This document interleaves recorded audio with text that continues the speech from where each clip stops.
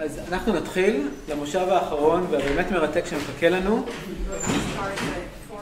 זו רק הזדמנות אחרונה להגיד שוב תודה לכל מי שתמך בנו בכל המעגלים, גם לבית הספר, כמובן לג'וינט שהם שותפים שלנו, שמיכל נמצאת פה. לא שומעים אותי? גם לשותפים שלנו, הג'וינט שאיתנו כל הזמן, וכמובן גם ג'ים, בלום והמשפחה. ולכל מי שאפשר את הכנס הזה בפועל, שזה גם הסטודנטים הנהדרים שהיו איתנו כל היום, והדר שגם ברגע זה עובדת, אז היא לא נמצאת פה, אז נגיד תודה להדר קובי עוד פעם, המרכזת הנפלאה שלנו בצורה משמעותית, תודה רבה. תמר שפנייר, שכבר קראו לה מתמללת הבית לא פעם ולא פעמיים, והיא בהחלט מתמללת הבית שלנו, אנחנו אוהבים אותך תמר, תודה רבה. יש לנו היום כמה מתמללים סימולטניים, שעושים את זה בצורה התנדבותית, גם ירון וגם תמר טאוב, שעוזרים לנו לתמלל לאנגלית באופן סימולטני. אז תודה רבה. So now it gives me a great pleasure to invite to the stage Dr. Erin Pritchard, who is a senior lecturer in disability studies and core member of the Center for Cultural Disability Studies at Liverpool Hope University. Adopting an interdisciplinary approach, drawing on both disability studies and human geography, Dr. Pritchard. Okay. I will have a few minutes later. Okay, sorry. Erin explored the socio-spatial experiences of people with dwarfism. Dr. Pritchard's main specialism is demonstrating how cultural representation of dwarfism impact the social standing of people with dwarfism. Her most recent monograph, Midgetism, the exploitation and discrimination of people with dwarfism, introduced the term midgetism to explore problematic stereotypes of dwarfism and how they often manifest in particular spaces. Today, Erin will talk about normate and non-normate spaces, providing a socio-cultural understanding of disability in space.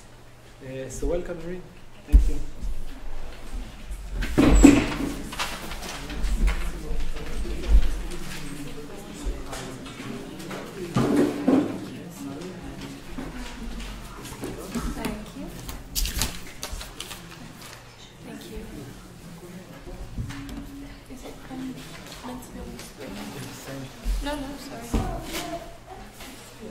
למה זה?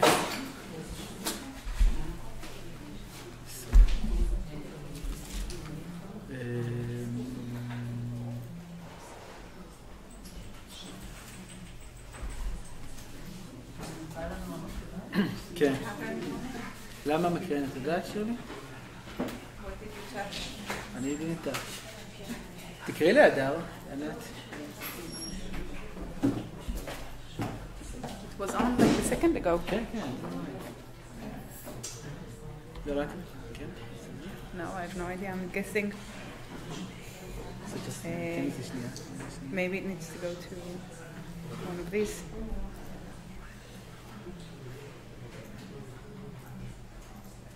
See, the problem is that both me and Ronnie have been on sabbatical this year, so we ended up not knowing how to.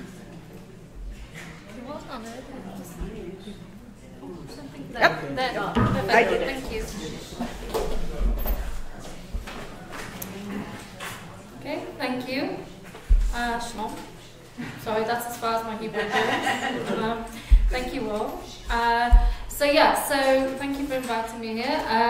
So this paper introduces and explores the notion of normate and non-normate spaces, which aids in providing a social cultural understanding of spaces in relation to disability.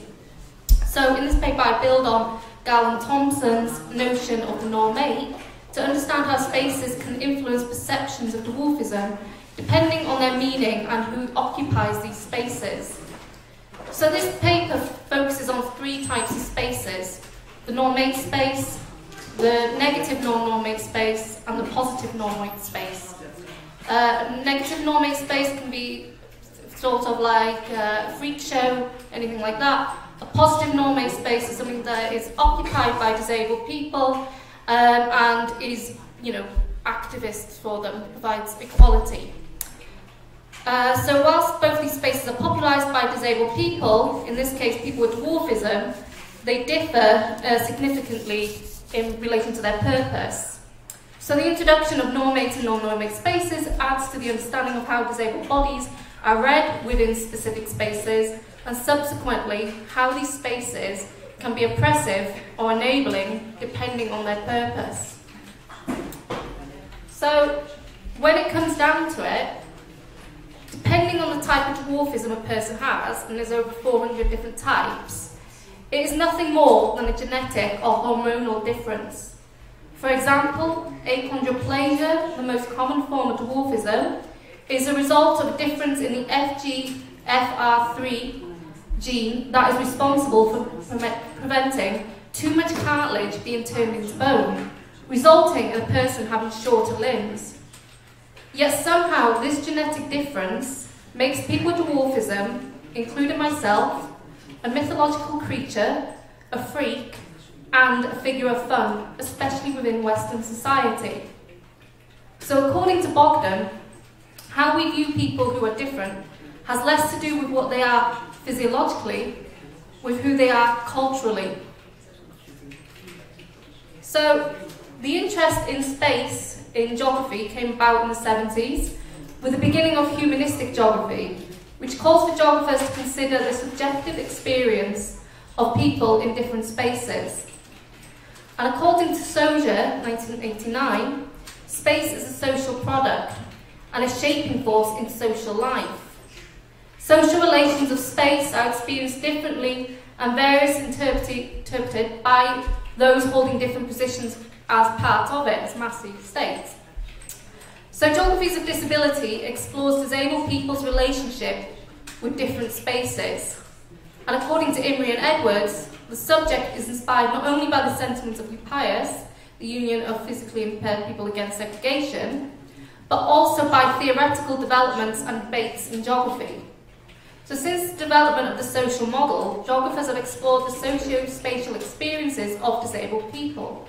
And Geographies of Disability enables an understanding of how different spaces shape disabled people's experiences.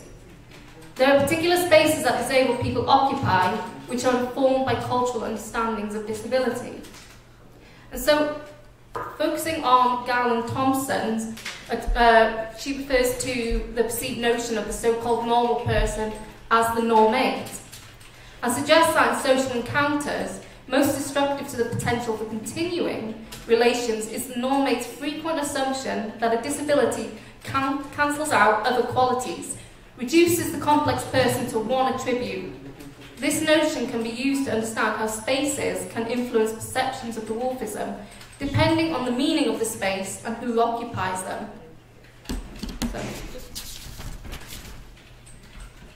So in relation to dwarfism, cultural understandings of the condition are informed by the meta-narrative of dwarfism. This meta-narrative is a concept by Professor David Bolt.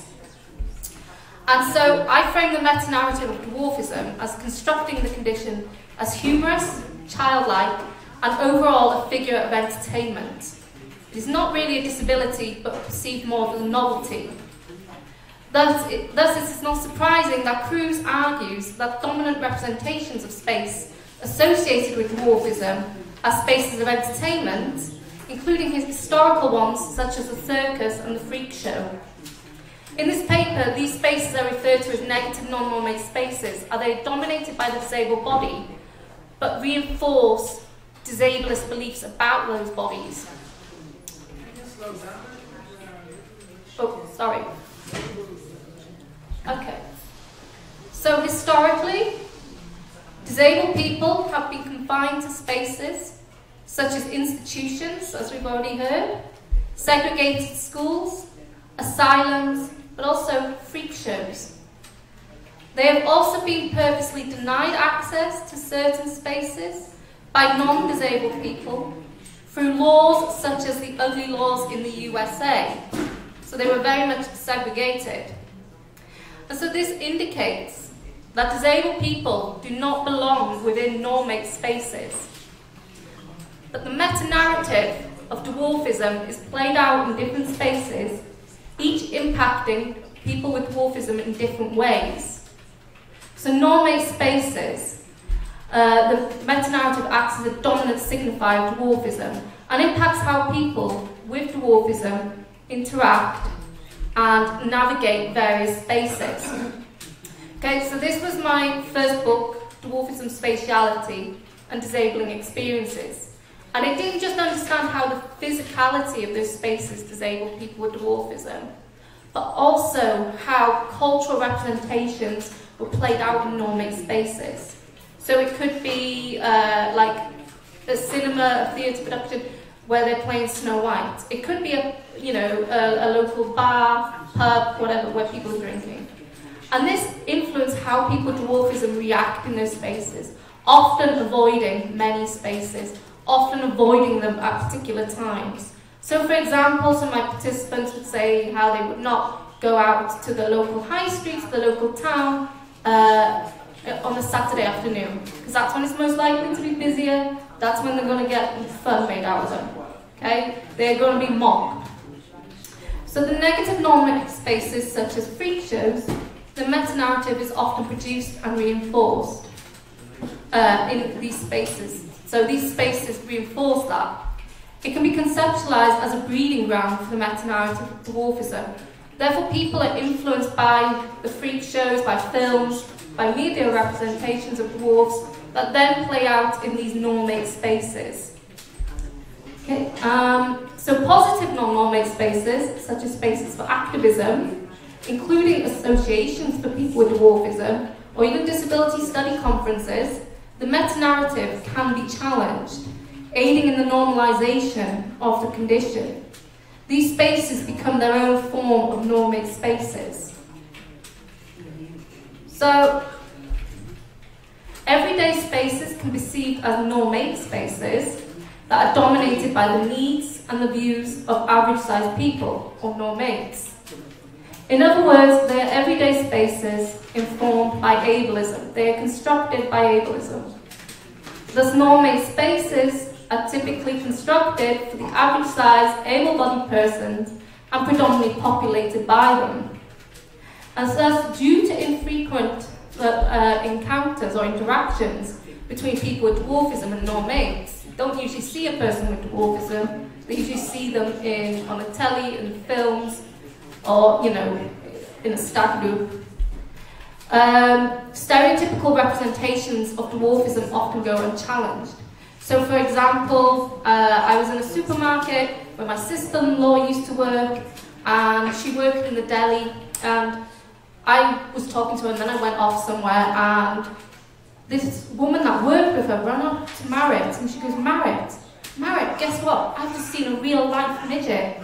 Okay, now midget is a really offensive term, it's an awful term, but a real-life one. She'd seen a real-life one, not something in a film, not something on the TV. That reinforced that I was a novelty to her. Unfortunately, Marit is my sister-in-law, so this woman was not expecting the reaction she wanted, okay? And Marit explained to her, no, she ain't a midget, and don't call her that. Oh, but she's so cute. It's like me, cute. I've got wrinkles. I'm in my late 20s at this point, So we need to think of these like positive non-normate spaces as such a space for activism, including associations for people with dwarfism. Okay? So in my newest monograph, Midgetism, the exploitation and discrimination of people with dwarfism, I introduced several new terms, including midgetism and normate and non-normate spaces. Now, the first, like I just said, midget is a horrible term, it's offensive. So here I am not applying it to a person, I'm applying it to a concept, a culturally constructed concept. I'm applying it as an act, an offence, okay? So I'm not calling anyone a midget, especially not myself. I'm calling it the forces that create discrimination and exploitation of dwarfism, okay? So I reclaim and repurpose the term midget, for analytical and advocacy purposes. So midgetism, it is a combination of heightism and disableism. The thing is, a lot of people who are just short, might be about 5 foot odd, tell me, I know what it's like, Erin. I know what it's like to be a dwarf. I'm like, okay, so where did you buy your pedal extensions from? I'm like, what? No, you didn't, did you? How often do you get called a midget? And they're like, well, my friend called me and went, I'm having a laugh. And I'm like, yeah, but how many times has a stranger shouted at you from a car? How many times has someone taken a photo of you? How many times did your mother have to argue with social workers not to have you put in a special school? Oh, yeah. Okay, and also, it's not just disableism, it's a form of disableism, because you don't have wheelchair tossing. You don't hire out a visually impaired person for someone's bachelorette party that you handcuff themselves to. I don't know if this is just an American or a British thing, but that's what happens back in the UK. You hire out a dwarf for your baby shower. I was asked by a woman in a supermarket if I would come to her daughter's birthday party dressed as Hello Kitty, because she found people like me hilarious. And I was just like, I'll get arrested if I go to a kids' party. You know? But it's those kind of things that people will just ask you because they blatantly think that you work in entertainment. And you must be used to it and enjoy it. I don't. So this meta-narrative of dwarfism is an example of midgetism, constructed by average height people, but often encouraged by the actions of midget entertainers. I am sick and tired of being compared or being mistaken for a minority of people with dwarfism with no self-respect for themselves, who humiliate themselves for money. So I want to create this distinction between a person with dwarfism and then a person who engages in the act of midgetism, who is therefore a midget entertainer. Because midget was a term popularised in the freak show. And that's what they're doing. It's a modern day freak show. Okay? So a midget entertainer is a person with dwarfism who chooses to partake in midget entertainment, which reinforces this meta-narrative of dwarfism and forms of midgetism, such as mockery, which harm the general population of people with dwarfism. So as I said, I come back to that. People with dwarfism avoiding going out because they don't want to be picked up, they don't want to be photographed, they don't want to be touched, and they don't want to be laughed at. Right? So the Victorian freak show is considered an integral part of American history from about 1840 to 1940. So it's relatively modern. And the origins and development of the freak show can be linked to the rise in eugenics and the quest for measuring human norms, such as the average person. Those that differed from the norm were deemed undesirable and paraded as spectacle. So not just dwarfs, not just midgets, but also people with albinoism, people with gigantism, anything like that. And it can be argued that those considered freaks were forced within these spaces as the normate space discriminated against and often shunned them. So it was socially constructed space, a form of ableism. As Gerber suggests, the exhibition of people with bodily differences, also known as freaks, is a form of social oppression and exploitation which contributes to the reproduction of prejudices and discrimination that people whose bodily abnormalities face. So those are different bodies. Therefore, the socio-cultural production of the freak show was based upon the inacceptance of non-normate people, which then expressed within these spaces. It can be argued that the freak show reinforced the meta-narrative of dwarfism, which is still evident in modern-day representations of dwarfism. So I just want to focus on a very modern-day freak show. Opened in 2009, the Kingdom of Little People is a theme park located near Kunming in the Yunnan, I don't know if I'm saying that right, province of China. As the name suggests, people with dwarfism are the main and only attraction, and they are freely permitting midgetism by pushing the meta-narrative that people with dwarfism are a separate race and figure of entertainment. So this park, which is somewhere in the middle of China, is just popularised by people with dwarfism. That's it. There's no roller coasters, there's nothing more than that. It's just dwarfs you go and see as a separate race. The choice of the word kingdom suggests that it's a large place that is highly populated by little people with its own hierarchical society. The main requisite for joining the park is to have a form of dwarfism, but not any talents. So it's just, you can go there if, join it and get a job there if you're a dwarf, nothing else. You don't have to be a dancer, you don't have to be a singer, you don't have to be an actor. Okay? So people pay and go and see people with dwarfism, supposedly living in small fantasy-style houses, take photographs of them, and later watch them dance in various costumes, usually as some fairy or something.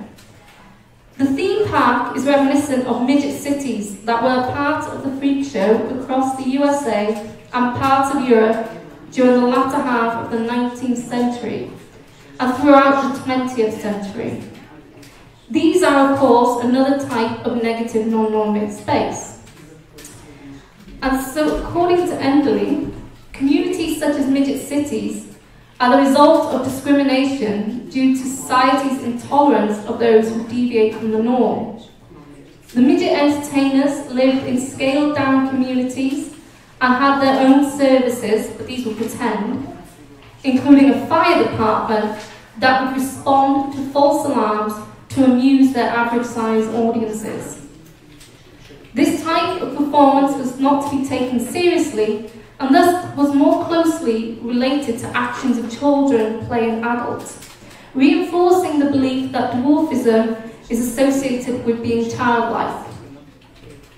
So midget cities provided the opportunity for audiences to be amused by groups of midget entertainers, real-life ones, interacting with each other in their own communities, whilst the average-sized person walked around and observed them.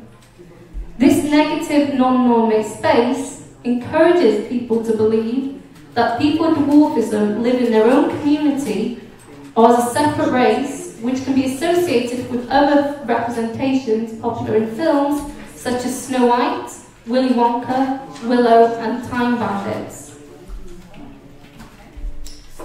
In response to non-normate and negative non-normate spaces, disabled people have created their own spaces of opportunities for normality and resistance. In the case of people with dwarfism, these can be argued to be associations for people with dwarfism. So around the world, there are quite a few associations for people with dwarfism, the biggest one being Little People of America. In the UK, we have several.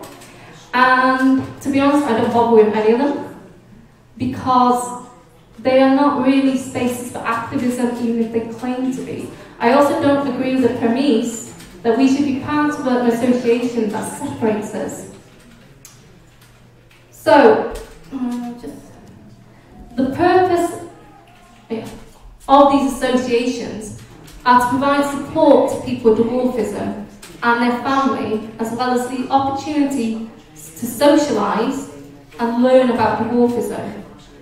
The opportunity to learn about them is mostly relevant to family members, as 80% of people with dwarfism are born to average height parents, and thus new parents often come with limited knowledge about dwarfism, or knowledge that is really problematically informed by the meta-narrative.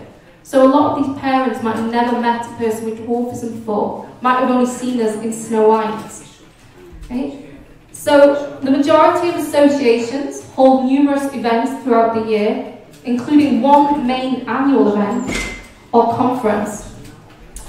These are meant to be spaces where people with dwarfism can socialise with other people sharing the same condition in supposedly safe spaces. For example, they can meet up and drink at a bar without fear of being stared at or called names by strangers. And so these associations demonstrate how problematic attitudes within society force people with dwarfism to find refuge amongst others and thus segregate themselves from the rest of society. Not that I can blame them. So due to stigma, people with dwarfism are often depicted in groups or sub-communities where they can find comfort among others, like themselves. Whilst it's understandable that they often want to associate with like-minded people and have the opportunity to partake in typical social and leisure activities, to me, these positive non-normate spaces highlight the oppressive nature of normate spaces. So imagine for a couple of weekends a year, you can have the opportunity to partake in everyday activities without fear of social abuse. However, for the remainder of the year, you must endure stares, name-calling, laughter, and people taking photographs of you when you go out in public. It is an aversive, segregating practice that serves to highlight how discriminating normate spaces are. So whilst positive non-normate spaces provide the opportunity to resist midgetism, depending on their purpose, how they are run and the identity of its members can reinforce ableism. In other words, an average-sized person's views and opinions, such as average-sized parents, often override those of someone with dwarfism. It is unlikely that most parents have ever had contact with a person with dwarfism before they've had their child with a condition or joined an association. And thus most of their perceptions of dwarfism will be shaped by the meta-narrative and unfortunately midgetism. And so often I have average-sized parents telling me what it's like to be a dwarf. I don't know how they do that. It's only if they're open to listening and learning from people with dwarfism that they can become true allies. But unfortunately, due to ableism, they don't like to think that a dwarf can educate them. They want to educate the dwarf. Like they'll often tell me, it's a medical condition, Erin. I'm like, wow, you think I'd known that? But thanks anyway. Okay? So whilst the intentions of many non-disabled people, who are often average-sized parents, start out as allies, slowly the voices of people with dwarfism become quieter and quieter. They often feel undermined and undervalued in these spaces. Okay? It's average-height parents often searching for cures, or to a lesser extent want to share cute pictures of their children with other-sized parents, which they call pulps, parents of little people. Just call yourself a parent, you know? And so there's nothing new about disabled charities being overrun by non-disabled people with their own self-interest in disability. So one of the biggest ones is about this search for a cure. And so lately, there's this new treatment for achondroplasia. And all these parents, average-height parents who didn't have the kid that they wanted, are searching for that cure. And they don't give the child the opportunity. Whereas my average-sized parent said, Erin, do you want your legs lengthened? I said, no. Okay. Whereas these parents are like, my child says he likes being small, but he's having the treatment anyway. So who's it benefiting? It's benefiting the parents. So this causes a lot of controversy in associations where parents feel attacked and hard done by because they can't accept a person with dwarfism. There is nothing new, but in numerous cases, average-height parents turn associations into their own normate spaces. So for example, I had one going, oh look, there's a picture here of all the boys playing football. So in this space, you'd think it would be a bunch of men with dwarfism playing football. No, it's average-sized fathers who have that opportunity throughout the year, but took our space to do it.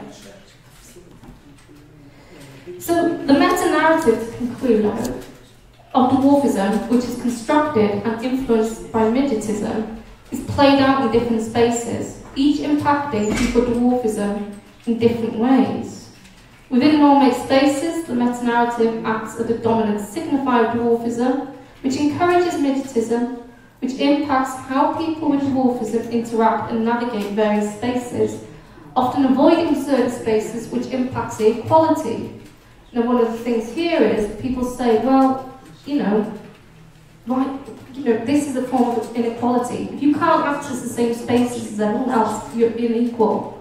And the reason why they're unequal is because of this meta-narrative which is played out by midget entertainers. And yet I'm often told it's a job for them, which is really problematic because are they not capable of doing anything better? Okay? So within negative non-normate spaces, such as the freak show, the meta-narrative is produced and reinforced. And although the freak shows have died out, we have found other modern-day freak shows, not just the Kingdom of Little People, but also films, television shows, stories, and also the ability to hire out dwarves as your personal plaything. It can be conceptualized as the breeding ground for midgetism. Within positive non-normate spaces, such as spaces of activism, including associations for people with dwarfism or conferences, midgetism can be challenged, aiding in the normalization of the condition. However, there's a few things wrong here. I'm often, preaching to the converted if it's a conference. How do we get it out there? How do we take it into, normate spaces and educate the public? Associations don't do that. Whilst they act as just socialization spaces, they are not spaces of activism, especially when the voices of the people with dwarfism are being drowned out by parents who don't want to speak, who don't want to face reality about living with dwarfism. So it's dependent on who occupies and controls the positive non-normate spaces. Often, people with dwarfism are always only allowed to be chair of an association. But that's not enough. Because when I've emailed chairs, I've had responses of their average-sized partner. So it's still controlled by them. There's always this ableism. So it questions, should we allow them within these spaces?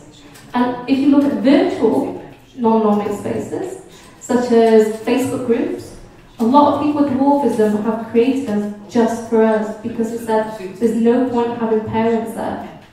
They will only tell us what's best.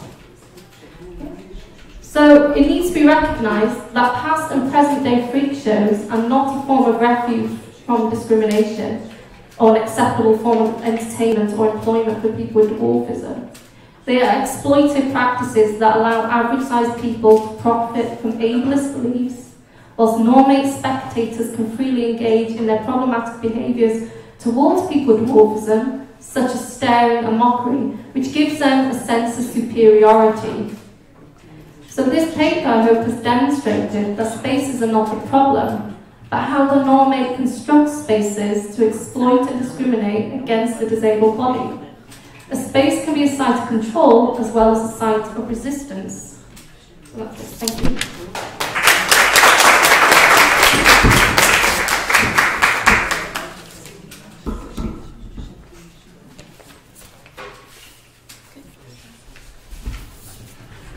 Thank you, Erin, for truly enlightening presentation.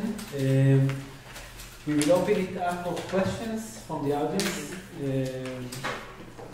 You can use in English or in Hebrew, and I can translate. You said that sometimes the parents of low height people, you call it low height. In Hebrew, you say it low height. Oh, okay, thank you. And you said that sometimes they have a therapy. If there is a therapy to make them taller, they don't ask the children if they want it.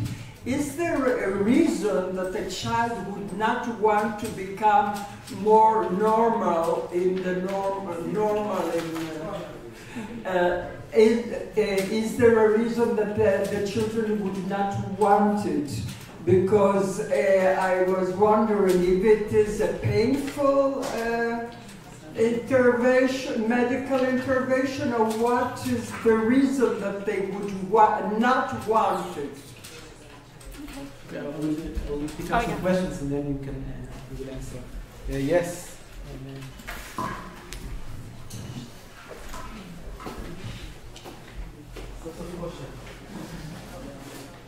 Thank you. I want to ask what you offer to do, what the activists act that we all can do, and I heard a lot of what not to do, and I want to know some what you can do.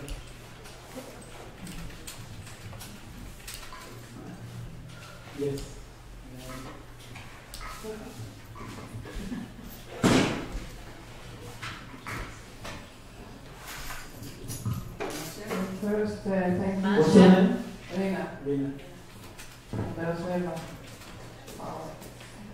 Thank you for enlightening me about the subject. I never thought about it, but the way you have to cope with the image of dwarfism. And I want to ask if somebody has researched why dwarfism became kind of mockery, not other disabilities can mock anything, anywhere, everywhere. So if somebody searched the reason, what makes it different? Thank you. Thank you. Oh, this is another lady. Okay.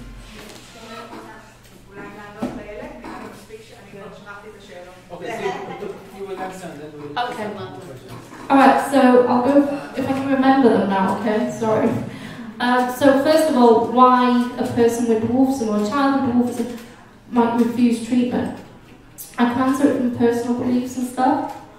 One, it's not about normalising us. We shouldn't have to normalise to fit in.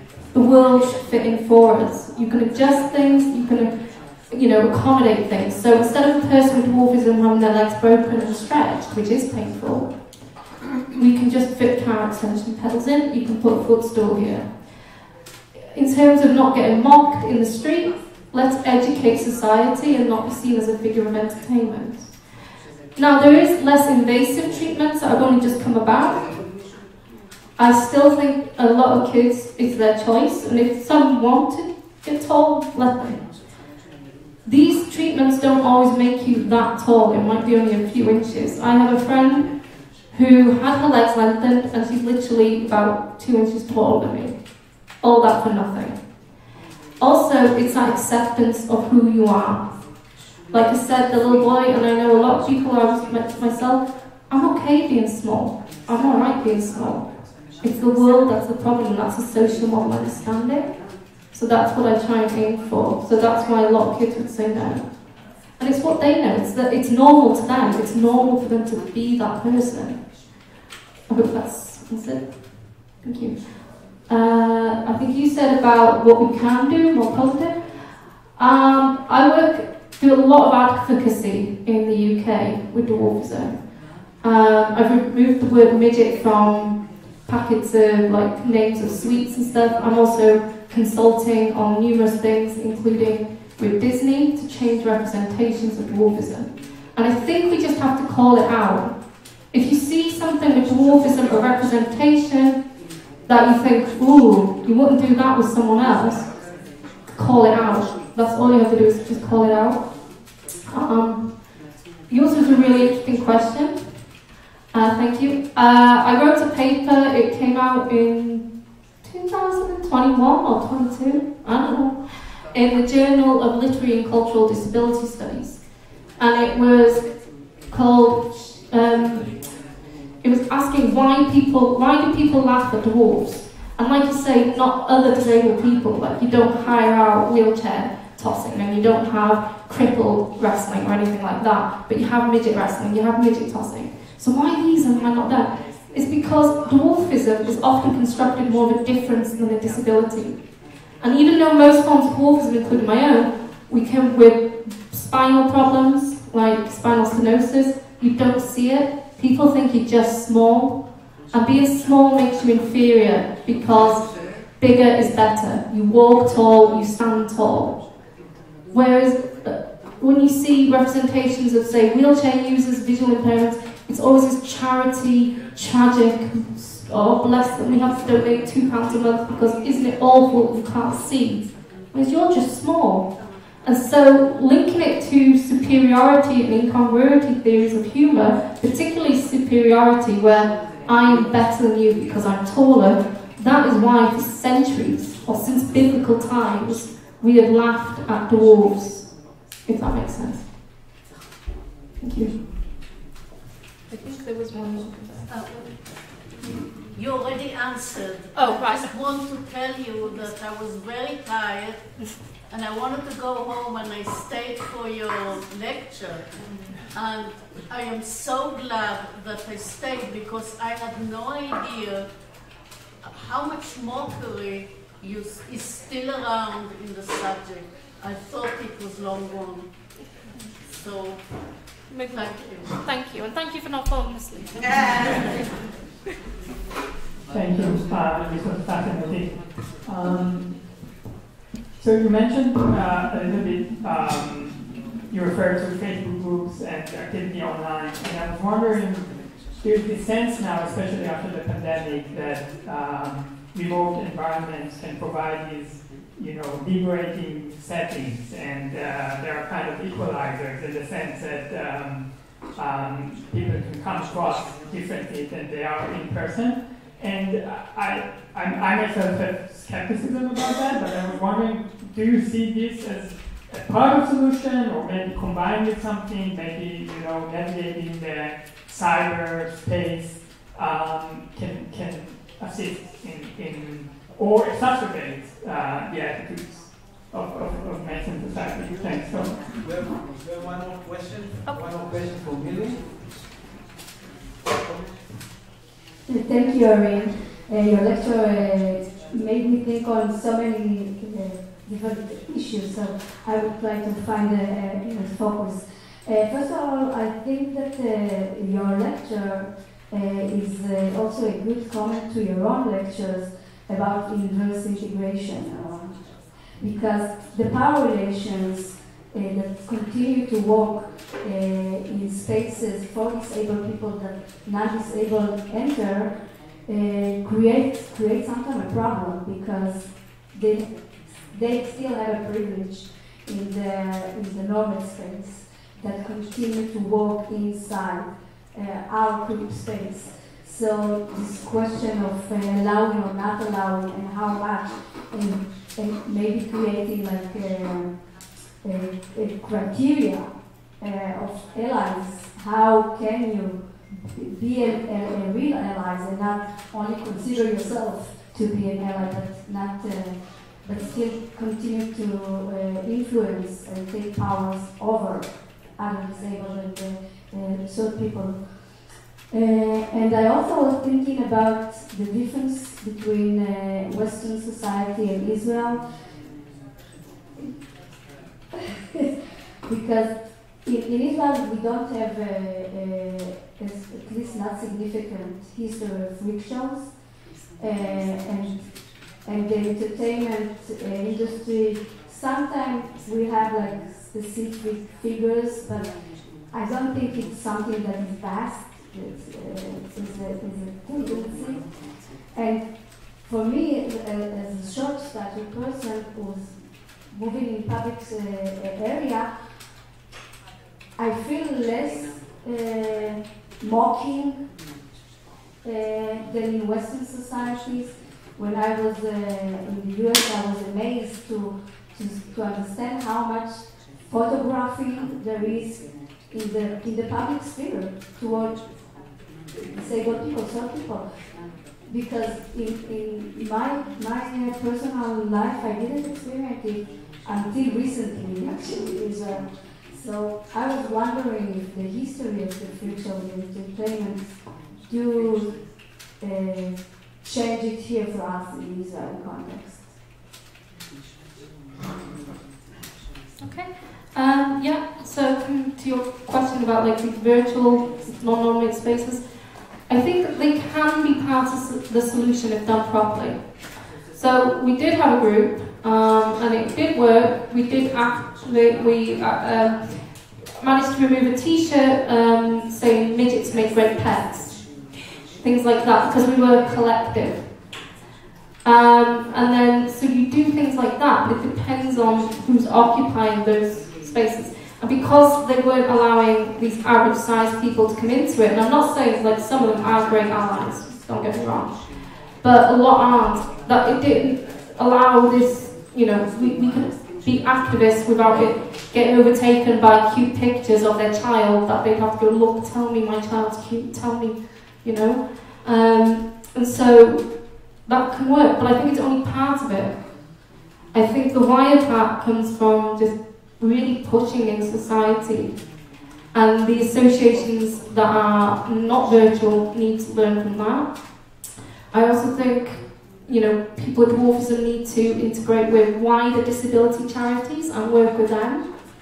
And also just have the opportunities to work in government, in activism, anything like that, in everyday jobs, which is why I always say, you know, which really gets on my nerves when people say, it's a job for them, we must let them hire themselves out and be laughed at. Because you wouldn't do it with any other minority. You wouldn't have certain minorities being tossed or anything like that. So we also need to take a stance to that and say we're not tolerating it. And I think that's a problem associations have, because they say we're all about love and acceptance, so if somebody wants to hire themselves out, we're not going to say against them. Well, you talk out against an average-sized comedian making fun of us, why not the other person? They're still doing the same thing, they're still influencing the same mockery. So I think we need to be stronger in that sense. And as you say, like with social media, we've got those groups, but then you've got these other groups on social media, like I Hate Midgets, where people go around taking photos of dwarfs they've spotted on the street, in the pub, wherever, and they upload them onto Facebook, and apparently it doesn't go against the community standards, so I wonder what does on Facebook.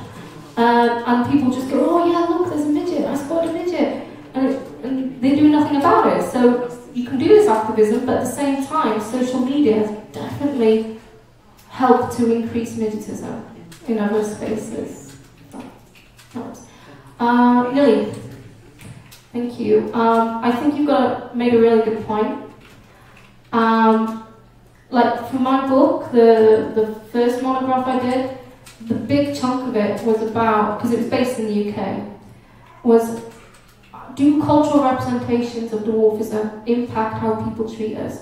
And basically, yes. Most of the abuse we get, because most people have never seen a dwarf before, their first reaction is what they've seen in the media. And if they've seen freak shows, if they've seen films with Oompa Loompas and stuff, that's how they react to us. And so it's good to hear that that is not everywhere, so it might not be here. And it just does reinforce that what we found in the book was that, yeah, cultural representations have a massive impact on how we are treated. Thank you. Thank you, Erin. Thank you very much. כמה דקות אחרונות שיש לנו, אני מפתח את המנהלה הגדולה, יש לנו דוקטור גרינשטיין מהמרכז ללימודי מוגבלות, שזה אנחנו, שעלה תמיד נפלאה, ויש לנו כותרת נפלאה של שהמציא דוקטור רוני אולר. ב-relational כותרת, איך זה נקרא? אינטרדיפנדנס, עצמאות תלות. מחשבות בזמן אמת. בזמן אמת, תוך כדי הרשימה לעצמה דברים, תוך כדי הכנס, ועכשיו היא הולכת לנסות לחבר טיפה בין כל הדברים המלאכים ששמענו מעצמם. ואני מבטיחה שזה יהיה קצר. אז באמת ככה תודה רבה לכל הדוברים והדוברות ולכל הקהל ששרד עד עכשיו. כמו שאמרתי, אני מבטיחה שהמחשבות יהיו קצרות. ואני מנסה לחשוב על כמה תמות שעלו לאורך הכנס, ודבר אחד שאני אגיד רגע לפני שאני פונה למה שרשמתי לי, כי זה פשוט ככה חשבתי על זה עכשיו בזמן השאלות, שבאופן מפתיע או אולי לא מפתיע עם זה שכל הזמן בדברי הפתיחה דיברנו על כמה שזה הכנס הראשון שלנו פנים אל פנים אחרי הקוביד, בכלל לא עסקנו במרחב הווירטואלי, זאת אומרת מדי פעם היו את השאלות האלה מהקהל של רגע ומה עם המרחב הווירטואלי, אז כן חזרנו בעניין של זמן, ככה עשינו איזה דילוג אחורה אל המרחב האנלוגי ונשארנו בו בעיקשות מופלאה. אז באמת כמה מחשבות על התמות שעולות, וראשית העובדה של עד כמה הנושא הזה של מרחב וזמן, המושגים האלה כרוכים זה בזה ואי אפשר להפריד ביניהם. מילי אמרה את זה בהרצאת הפתיחה שלה, אבל גם בהרצאה של אילן בעצם שעסקה בנושאים של מרחב ושל גיאוגרפיה, דברים שדוברו עליהם כדברים של מרחב, היו גם מאוד מאוד כרוכים בזמן, למשל הזיהוי של ספרייה כאיזשהו מקום של שיתופיות בספרים. מה זה אומר השיתופיות הזאת? זה אומר שאנחנו משתמשים בדברים בזמנים שונים, שהשימוש שלי בחפץ הוא זמני, לא כמו יחסים של בעלות שאומרים השימוש יהיה שלי כל הזמן, אלא יש זמנים שהוא שלי וזמנים שהוא לא שלי, או הרעיון הזה של הספרייה כמרחב של השתהות, כן? אז זה הנקודה של המרחב והשימוש שלי בו, אבל השימוש שלי בו לאורך הזמן. עוד תמה שעלתה מאוד חזק ובהרבה הרצאות שונות זה הנושא הזה של פרטיות שוב, כמו כל התמות האלה, המורכבות של מושג הפרטיות. המרחב הפרטי כמצד אחד מרחב שהוא מרחב מאפשר לי גם ספייס לבנות את הזהות שלי ולנוח מהעולם, איזשהו מרחב שהוא בשליטה שלי ומאפשר מקום של אוטונומיה. ויחד עם זאת המרחב הפרטי ובעצם הפרטיות שמאפשרת התעללות, מאפשרת את האקס-טריטוריה הנסתרת מהעין הזאת. דיברנו על זה בהקשר של מוסדות, אבל חשוב לזכור כשאנחנו מדברים ומדברות על חיים בקהילה, שלא מעט מההתעללות קורית בבתים, ושוב, גם אם לחזור לזמן של סגרי הקורונה ראינו הרבה את הדבר הזה, אבל באמת גם בלי קשר לסגרים, המבנה המשפחתי, הפטריארכלי שמאפשר את המקום הזה של ההתעללות. אז פרטיות כמקום מאפשר ומקום מדכא בו זמנית. והדיכוי והאפשור הזה מובילים אותנו לדיון על יחסי כוחות. הם עלו בהקשר הגיאופוליטי של המרחב, כמו שסמך הזכירה לנו את המשמעות המאוד מאוד גדולה של יחסי הכוחות וההצטלבות של מוגבלות עם מיקומים של אזרחות והיעדר אזרחות, כיבוש וכו'. אבל גם בהקשר של מפגשים בין רשויות שונות ומגזרים שונים, ומריאלה דיברה על היחסים האלה בין הרשויות השונות, החוק של המדינה שאומר אנחנו צריכים שוויון, הרשות המקומית שצריכה להטמיע את השוויון הזה, וארגוני המגזר השלישי שמנסים לפעול למען ההטמעה של החוקים האלה. ואני חושבת שהדוגמה שלך על האמביוולנטיות של השימוש בחוק הייתה מאוד מאוד מעניינת, כי כביכול החוק אמור לתת לנו כוח לבוא ולעמוד ולדרוש את הדרישות שלנו, אבל זה דה יורה ודה פקטו, בעצם הכוח עדיין נשאר אצל מבצע ההחלטות האלה, ואנחנו צריכות לעשות את העבודה הזאת של איך לעמוד מולם ולעמוד על זכויותינו בצורה שלא יוצאת אנטגוניסטית, לא להראות שיש לנו יותר מדי כוח כשאנחנו משתמשות בכוח, כדי שנוכל להציג את הזכויות האלה גם כסוג של עזרה, לא להיראות כחזקות מדי, כמשהו שנמנע מאיתנו שיתוף פעולה. וגם השינוי יחסי הכוחות שיש לנו בעבודה ובמקום של עמיתים מומחים בתוך מערכת הבריאות, שינוי יחסי הכוחות האלה שמאפשר להם לתפוס עמדה של תורמים, של עוזרים, של בעלי תפקיד ומעמד בתוך ההקשר הזה. וזה באמת מתקשר לאפשרות שלנו למלא תפקידים שונים, ולהבנה שמוגבלות היא לא איזשהו סוג של זהות על, מה שנקרא master identity בתוך הספרות, אלא רק אספקט אחד בתוך החיים של בני האדם, ובתוך היחסים שלנו כבני אדם, היחסים שלנו עם עצמנו, עם העולם ועם אחרים בתוך העולם הזה. כמו שיפעת אמרה בהרצאה שלה על הזמן, הפרדוקס של קריפ טיים ושל מוביל אותנו לבדוק את היחסים הפנימיים בין מטרות שונות שלנו בתוך החיים. זה לא רק היחסים שלי עם העולם בחוץ, אלא היחסים הפנימיים שלי עם לאיזה חלקים בתוכי, ואני נותנת עכשיו חשיבות, ואיזה חלקים בתוכי אני מבטאת כל פעם סדרי העדיפויות האלה.